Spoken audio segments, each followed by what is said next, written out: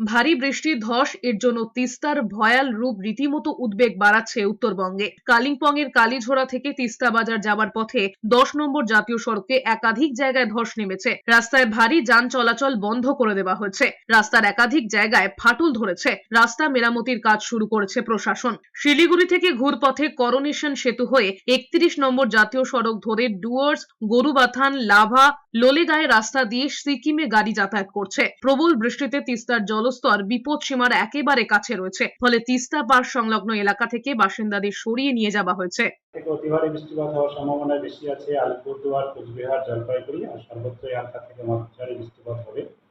দার্জিলিং, কালিম্পংয়েও ভারী বৃষ্টিপাতের সম্ভাবনা আছে। মালদা, নর্থ সাউথ দিনাজপুর, উত্তরবঙ্গের এই 3টি জেলাতে থান্ডারস্টর্মের সাথে বৃষ্টিপাত কোথাও কোথাও হওয়ার সম্ভাবনা আছে।